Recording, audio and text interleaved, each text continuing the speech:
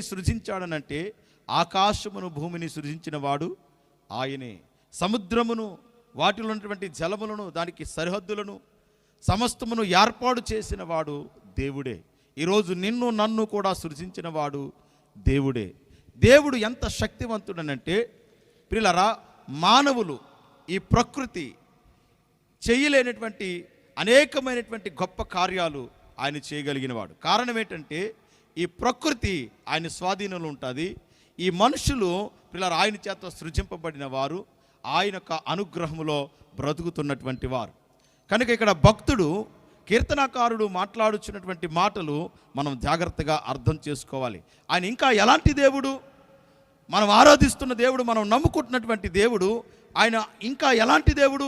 కేవలం సృష్టికర్త అయినటువంటి దేవుడేనా? కేవలం సృష్టిని చేసి వదిలేశాడా? సృష్టిని, ఈ లోకమును లేదా ఈ లోకంలో ఉన్నటువంటి వాటన్నిటినీ, సముద్రములను, చెట్లను, పొట్లను, పక్షులను, వీటన్నిటిని కూడా సృష్టించి జీవం పోసి వదిలేశాడా? లేదు. ఆయన వాక్యం సెలవిస్తుంది, ఆయన ఆకాశ పక్షులను పోషిస్తున్నాడంట. ఈరోజు నిన్ను నన్ను కూడా పోషించుచున్నాడంట. ఆయన ఎవరునంటే ఆయన పోషించుచున్న దేవుడు. ఏ దేవుడు అండి ఆయన? పోషించుచున్న దేవుడు. ఈ రోజున ప్రతి ఒక్కరము కూడా తృప్తిగా తినగలుగుతున్నామనంటే, తృప్తిగా మన కుటుంబాల్లో ఆహారం ఉంటుందనంటే కారణం ఏంటో తెలుసా ప్రియులారా? ఆయన పోషించేటువంటి దేవుడు. అందుకని ఆయన మాటల్లో ఈరోజు మనుషులమైనటువంటి, ఆయన పిల్లలమైనటువంటి మనకు ఆయన ఇస్తున్నటువంటి భరోసా ఏంటో తెలుసా? మీరెందుకు చింతపడుతున్నారు? మీరెందుకు బాధపడుచు ఉన్నారు? మీరెందుకు ఆందోళన చెందుతూ ఉన్నారు? దేనికి చింతపడవలసిన అవసరత లేదు అని ప్రభువు చెబుతూ, ఇదిగో ఆకాశ పక్షులను చూడండి, అవి విత్తటలేదు, కోయటలేదు, ఆయనను పరలోకపు తండ్రి వాటిని పోషించుచున్నాడు. దేవునికి స్తోత్రం. ఈ ఆకాశ పక్షులను, ఈ భూమిలో ఉన్నటువంటి వాటిని, సముద్రములో నీళ్ళలో ఉన్నటువంటి వాటిని పోషించేటువంటి దేవుడు, గొప్ప దేవుడు. అవి ఏమీ చేయకపోయినా కూడా వాటిని దేవుడు పోషిస్తూ, దాన్ని జ్ఞాపకం చేస్తూ నీ కొరకు నాకంటున్నాడు, వాటికంటే మీరు శ్రేష్ఠులు. గట్టిగా చప్పట్లు కొడితే ప్రభు స్తోత్రం చెల్లిద్దాం. ఆకాశ పక్షుల్ని పోషిస్తున్న దేవుడు వాటికంటే ఎక్కువగా, వాటికంటే నీకు అమితముగా, వాటికంటే ఉన్నతముగా నిన్ను ప్రేమిస్తూ నీ ప్రతి అక్కరను కూడా తీరుస్తూ ఉన్నాడు. దేవునికి స్తోత్రము కలుగును గాక. ఆయన పోషించే దేవుడు, ప్రతి విధమైన అవసరతను తీర్చే దేవుడు. కనుక ప్రియులారా, దేవుని యందు విశ్వాసము గనక మనం కలిగి ఉండగలిగితే ఆయనకు అసాధ్యమైనది ఏది లేదు. నువ్వు విశ్వసించగలిగితే నువ్వు సాధించలేనిది ఏదీ లేదని చెప్తున్నాడు దేవుడు. అందుకని నమ్మడం నీకు చేతనైతే, నమ్మేటువంటి ప్రతి ఒక్కరు, అంటే ఎవరైతే నమ్మగలుగుతారో వారికి సమస్తమును సాధ్యమే. దేవునికి స్తోత్రం. కనుక ప్రియులారా, నీకు నమ్మడం చేత కావాలి దేవుని కార్యాలు పొందుకోవడానికి. ఆ విశ్వాసం, ఆ నమ్మకం, ఆ దేవుడు సర్వశక్తి గల దేవుడు నా జీవితంలో ఉన్నాడు. నా జీవితం పతనమైపోతున్నా, నా జీవితం శూన్యమైపోతున్నా, నా జీవితంలో ఇక ఈ కార్యమును జరగవు, ఇక ఇది జరగదు, అయిపోయింది నా పని, ఇక చావే చరణ్యం, నా జీవితంలో ఎటు దారి లేదు, నాకు విజయం లేదు, నా కర్మ, నా బ్రతుకు, నా దరిద్రం ఇంతే అని అనుకుంటున్న వారితో దేవుడు మాట్లాడుచూ ఉన్నాడు. ఏం మాట్లాడుచున్నాడో తెలుసా? జరగవని నీవు అనుకుంటున్నావేమో, నువ్వు నమ్మగలిగితే అవి అసాధ్యమైనవి నీ జీవితంలో దేవుడు సాధ్యపరిచి చూపించగలిగిన సర్వశక్తిమంతుడు నీతో ఉన్నాడు. దేవునికి స్తోత్రం. కనుక ప్రియులారా, దేవుణ్ణి నమ్మడం మనం నేర్చుకోవాలి. ఆ సర్వశక్తిమంతుడు, సృష్టికర్త అయినటువంటి దేవుడి మీద నమ్మకం పెట్టుకుంటే ఆయన నమ్ముకున్న వారిని ఆయన ఎన్నడూ సిగ్గుపడనివ్వట్లేదు. దేవునికి స్తోత్రం చెప్పండి ఒకసారి. హల్లెలూయా. సిగ్గుపడనివ్వడండి ఆయన. కనుక ప్రియులారా, నీ జీవితంలో ఇక జరగదు అనుకుంటున్నావేమో, ఇంకా అసాధ్యం అనుకుంటున్నావేమో, దేవుడు ఈ రాత్రి సాధ్యపరుస్తూ ఉన్నాడు. దేవునికి స్తోత్రం. ప్రియులారా, ఇంకా చెప్తున్నాడు ఇక్కడ, బాధపడు వారిని ఆయన ఏం చేస్తున్నాడు? ఓదారుస్తున్నాడు. ఆయన న్యాయము తీరుస్తున్నాడు. నువ్వు ఏ విషయంలో బాధపడుతున్నావో దేవుడు చూస్తూ ఉన్నాడు. నువ్వు ఏ విషయంలో అవమానించబడుతున్నావో దేవుడు చూస్తూ ఉన్నాడు. ఏ విషయంలో నువ్వు నిందించబడుతున్నావో దేవుడు చూస్తూ ఉన్నాడు. ఆయన బాధపడు వారికి న్యాయము తీర్చే దేవుడు, నీ బాధను గుర్తెరిగే దేవుడు. నువ్వు అనుకుంటావు నన్ను ఎవరు అర్థం చేసుకోవట్లేదు అనుకుంటాం. మనం చాలాసార్లు ఏమనుకుంటాం, మా అమ్మ నన్ను అర్థం చేసుకోవట్లేదు, మా నాన్న నన్ను అర్థం చేసుకోవట్లేదు, నా భర్త నన్ను అర్థం చేసుకోవట్లేదు, నా భార్య నన్ను అర్థం చేసుకోవట్లేదు, ఈ సమాజం నన్ను అర్థం చేసుకోవట్లేదు, నా బాధ, నా కష్టం, నా వేదన ఎవరికి తెలియట్లేదు. నేను కుటుంబం కోసం ఎంత కష్టపడుతున్నాను, బిడ్డల కోసం ఎంత కష్టపడుతూ ఉన్నాను, నన్ను అర్థం చేసుకునేవారు ఎవరూ లేరని బాధపడుతున్న వారితో దేవుడు ఈ రాత్రి నీతోనే మాట్లాడుచున్నాడు.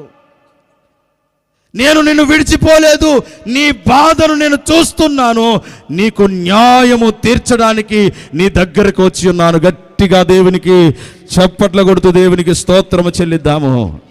ఈరోజు బాధపడుచున్న వారికి న్యాయము తీర్చే దేవుడు నీ ముందున్నాడు. నువ్వు ఏ విషయంలో బాధపడుతున్నావో దేవుడు చూస్తున్నాడు. దేవునికి ప్రార్థన చేయడమే కనుక ప్రియులారా, ఆయన పోషించే దేవుడు. ఆయన నీ బాధను గుర్తెరిగి ఆ బాధలో నీకు న్యాయము తీర్చి నిన్ను నిలబెట్టి దేవుడు. ప్రియులారా, ఇంకొక విషయం అక్కడ దాగి ఉంది చూడండి ప్రియులారా. ఆకలిగొనిన వారికి ఆహారం దయచేసే దేవుడు. మనం ముందుగానే చెప్పుకున్నాం, ఆయన పోషించే దేవుడు. ఇంకో మాట ఉంది ప్రియులారా, అది చెప్పేసి నేను ముగిస్తాను నా మాటలు. చెప్పేవి 3 ముక్కలైనా మీకు అర్థమవుతున్నాయి అనుకుంటున్నాను నేను. అవి మీరు హృదయంలోనికి తీసుకుంటున్నారని నేను అర్థం చేసుకుంటున్నాను. పరిశుద్ధాత్మ దేవుడు ఈ రాత్రి తన వాక్కు ద్వారా మీ హృదయంలో బలమైన విశ్వాసమును పుట్టించి మీకు విజయమును అనుగ్రహిస్తున్నాడని నమ్ముచున్న వారు గట్టిగా దేవునికి 2 చేతులు పైకెత్తి కొట్టండి. 2 చేతులు పైకెత్తి దేవుని నామానికి మహిమ కలుగునట్లుగా. ఆయన బంధించబడిన వారిని యెహోవా సృష్టికర్త, సర్వశక్తిమంతుడు, రక్షకుడు, జీవము కలిగిన ఆ సృష్టికర్త అయినటువంటి దేవుడు బంధించబడిన ప్రతి వారికి ఈ రాత్రి విడుదల కలుగజేస్తూ ఉన్నాడు. దేవునికి స్తోత్రం. ఏ బంధకం చేత నువ్వు బంధించబడ్డావో, ఏ సంకెళ్ళ చేత నువ్వు బంధించబడ్డావో, అవి దురలవాట్లు కావచ్చు, అవి అప్పులు కావచ్చు, అనారోగ్యం కావచ్చు, అవి నిందలు కావచ్చు, అవి హేళన కావచ్చు, అవి అవమానాలు కావచ్చు, అవి వ్యతిరేకతలు కావచ్చు, అవి మానసికమైనవి కావచ్చు, అవి శరీర సంబంధమైనవి కావచ్చు, అవి కుటుంబ సమస్యలు కావచ్చు, ఏదైనా కావచ్చు. దేని చేత బంధించబడి సుఖము లేక, సంతోషము లేక, నీ భవిష్యత్తు ఏంటో అర్థము కాక అయోమయ పరిస్థితిలో జీవిస్తున్నావో, కన్నీటితో, దుఃఖముతో, వేదనతో, ఆందోళనతో బ్రతుకుతున్నావో, ప్రభువు ఈ రాత్రి నీతో నాతో మాట్లాడుచున్నాడు. నువ్వు ఏ బంధకములో బంధించబడినా, అది తాగుడైనా, అవి వ్యభిచారమైనా, అది దొంగతనమైనా, అది పాపపు కోపమైనా, అది నాశనకరమైన కుంటైనా, అది అప్పులైనా, శరీర సంబంధమైన రోగములైనా, ఏదైనా కానివ్వండి, కూరుకుపోయినటువంటి బంధించబడినటువంటి స్థితిలో, లేవలేని స్థితిలో నువ్వు ఉన్నావేమో, ప్రభువు, నా సృష్టికర్త, నా రక్షకుడు, నన్ను బలపరుస్తున్న సర్వశక్తి కలిగిన దేవుని నామములో నేను ప్రకటిస్తున్నాను. బంధించబడిన ప్రతి బంధకము యేసు నామములో తన వాక్కు ద్వారా ఇప్పుడే దేవుడు తెంచివేయునుగాక. అంత గొప్ప నామము దేవుడు మనకిచ్చాడు. ఆ నామములో మనం ప్రార్థన చేస్తే, ఆ నామములో మనము అడిగితే, ఆ నామమందు మనం విశ్వాసం ఉంచగలిగితే, ఆ నామములో మనకి జయమిస్తున్నాడు. యేసు నామములో ప్రార్థించిన ప్రతి ఒక్కరికి గొప్ప విడుదల ఈ రాత్రి కలుగుతున్నది. కారణం ఏంటో తెలుసా? ఇక్కడ దేవుని వాక్యం సెలవిస్తుంది, ఆ దేవుడు, ఆ సృష్టికర్త బంధించబడిన ప్రతి వారి యొక్క బంధకముల నుంచి ఆయన విడుదల చేసే దేవుడై ఉన్నాడు. దేవునికి స్తోత్ర. ఈ రాత్రి నిన్ను నన్ను విడుదల చేస్తున్నాడు.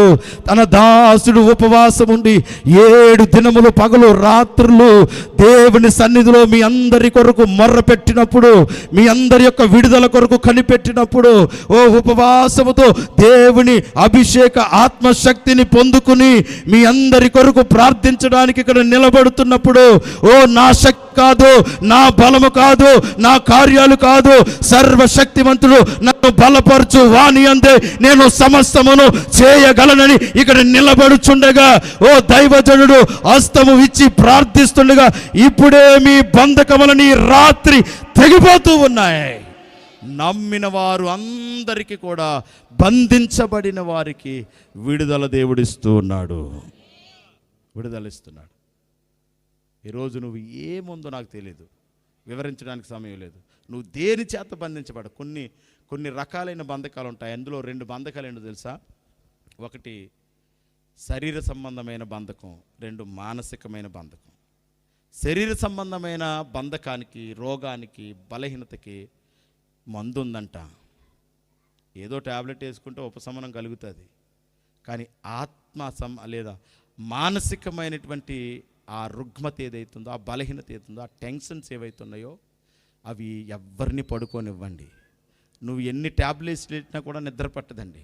ఎంతగా తోసేద్దామన్నా మనసులోంచి పోవండి.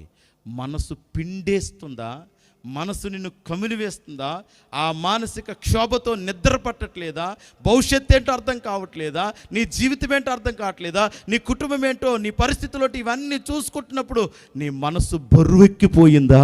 బరువెక్కిన గుండెతో దేవుడు మాట్లాడుతున్నాడు. గుండె చెదరిన వారిని ఆయన బాగు చేసే దేవుడు గనుక ఈ రాత్రి బరువెక్కిన నీ గుండెను తేలిక చేసి శాంతితో, సమాధానంతో, సంతోషముతో ఈ రాత్రి దేవుడు నిన్ను నింపబోతున్నాడు. నమ్మిన వారి బిగ్గరగా దేవునికి స్తోత్రము చెల్లిద్దాం. దేవుడి మాటలు దీవించునుగాక. అందరము లేచి